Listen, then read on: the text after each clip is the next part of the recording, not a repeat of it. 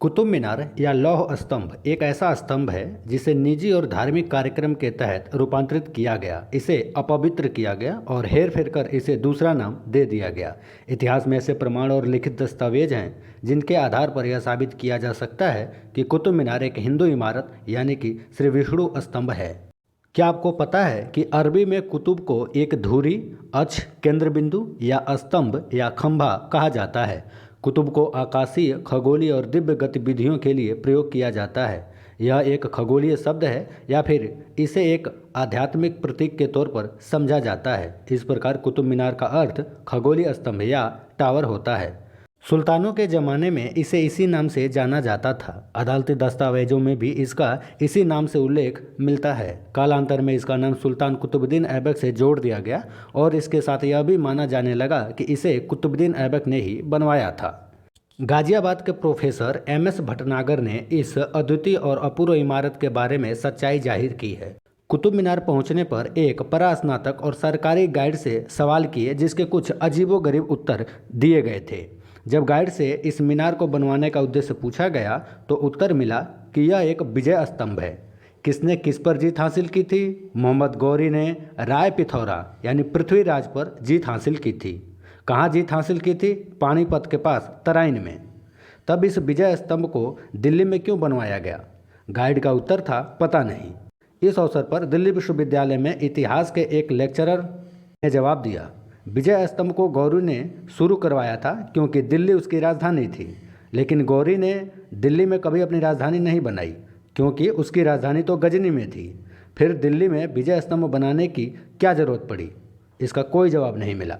अगर इमारत को गौरी ने शुरू कराया था तो इसका नाम गौरी मीनार होना चाहिए, कुतुब मीनार नहीं। इसे कुतुब मीनार क्यों कहा जाता है? इसके जवाब में कहा जाता है कि इस इमारत का निर्माण शुरू करने वाला कुतुबुद्दीन ऐबक मोहम्मद गौरी का गुलाम था और उसने अपने मालिक के लिए इसकी नींव रखी थी। अगर यह तर्क सही है तो उसने विजय स्तंभ के लिए दिल्ली को ही क्यों चुना? उत्तर है कि दिल्ली कुतुबुद्दीन ऐबक की राजधानी थी। अब सवाल यह है कि इस मीनार का निर्माण गौरी के जीवन काल में शुरू हो गया था, वह जीवित था, तो फिर उसके गुलाम ने दिल्ली को कैसे अपनी राजधानी बना दी? दुर्भाग्य की बात है कि इसके पास एक मस्जिद खंडहरों में बदल चुकी है, लेकिन तब इसका मुअज्जिन का टावर क्यों शान से खड़ा है? इस सवाल का कोई जवाब नहीं मिलता। हकीकत तो यह है कि मस्जिद और मदीना एक पूरी तरह से बकवास कहानी है। कुतुब मीनार और खंडहर हो चुकी मस्जिद के पास मीनार को बनाने वाले एक नहीं हो सकते। कुतुब मीनार एक बहुत अधिक पुराना टावर है। फिर मीनार पर कुरान की आयतों को क्यों लिखा गया? मीनार पर अंकित कुरान की आयतें एक ज़बरदस्ती और निर्जीव डाली हुई लिखावट हैं जो कि पूरी तरह से हिंदू डिजाइन के सुंदर चित्र वल्लरी वाली धारियों पर ऊपर से लिखी गई हैं। कुरान की आयतों के लिहाज से इसे मुस्लिम मुल्क की ठहराना ठीक उसी तरह होगा जैसे कि किसी गैर मुस्लिम का खतना करके उसे मुसलमान बना दिया जाता है। यह मीनार वास्तव में ध्रुव स्तंभ है, या जिसे प्राचीन हिंदू खगोलीय वेधशाला का एक मुख्य निगरानी टावर या स्तंभ है। 2 सीटों वाले हवाई जहाज से देखने पर यह टावर 24 पंखुड़ियों वाले कमल का फूल दिखाई देता है। इसकी एक एक पंखुड़ी एक होरा या 24 घंटे वाले डायल जैसी दिखती हैं। 24 पंखुड़ियों वाले कमल के फूल की इमारत पूरी तरह से एक हिंदू विचार है। इसे पश्चिम एशिया के किसी भी सूखे हिस्से से नहीं जोड़ा जा सकता, जो कि वहाँ पैदा ही नहीं होता है। इस ध्रुव स्तंभ या यह कमल के रूप में उठा हुआ भाग अतीत के किसी वास्तुविद या पुरातत्ववेत्ता के द्वारा सोचा या बनाया नहीं जा सकता। आप कह सकते हैं कि ध्रुव स्तंभ को मोहम्मद गौरी या कुतुबुद्दीन ऐबक का निर्माण बताने का कोई प्रश्न ही नहीं उठता है। जिस सुल्तानों का इस मीनार के साथ नाम जोड़ा गया है उन्होंने इसके आवरण को नष्ट कर दिया था। जिन पत्थरों पर मनुष्य या पशुओं के आकार बने थे उन्हें उल्टा कर दिया गया और इन पर अरबी में लिखावट की गई थी। वास्तव में इन सुल्तानों की इस बात के लिए प्रशंसा नहीं की जा सकती कि उन्होंने मीनार बनाई।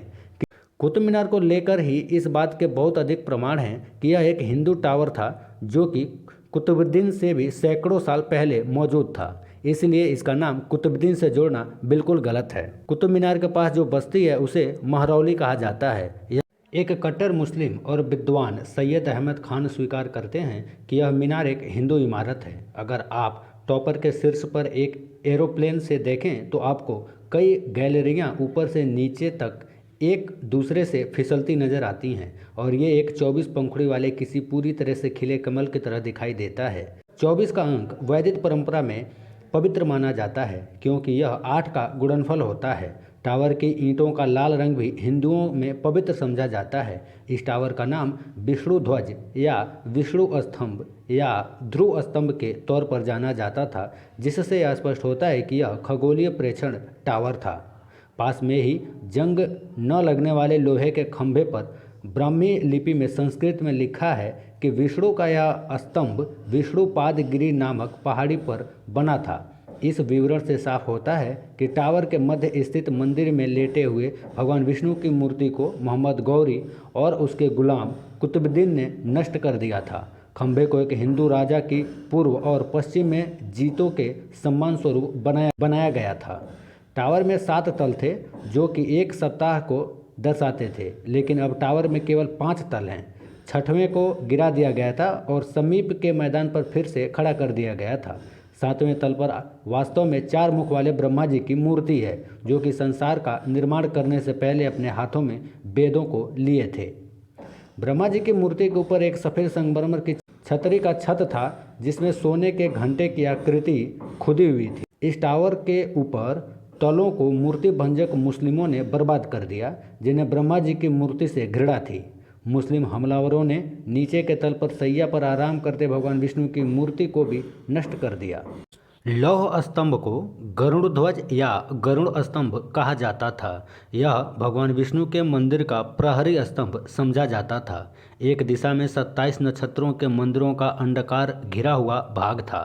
लाल पत्थरों का एक विशाल अलंकृत दरवाजा एक पवित्र क्षेत्र को जाता था जिसे नक्षत्रालय कहा जाता था। इसलिए परंपरागत रूप से मुख्य द्वार को आलय द्वार के तौर पर जाना जाता था।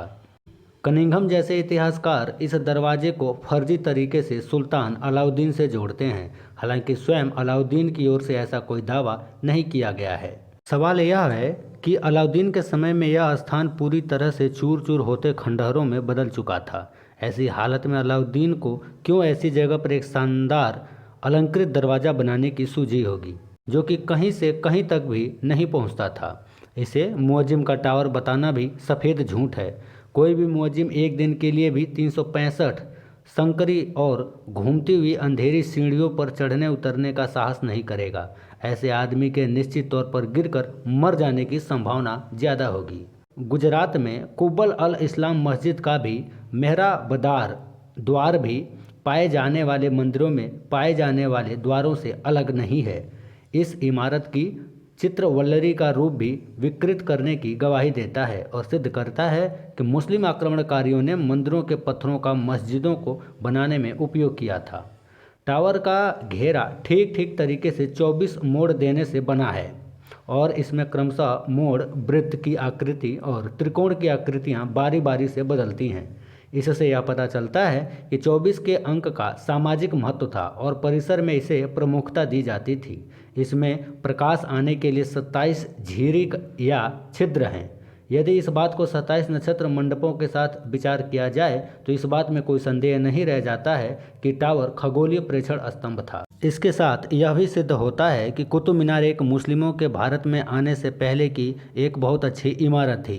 अगर 24 पंखुड़ी वाले कमल को इसके केंद्र से ऊपर की ओर खींचा जाता है तो इस तरह का एक बेहतरीन टावर बन जाता है और कमल का रूप लेता है, और कमल कभी भी मुस्लिम नहीं होता है।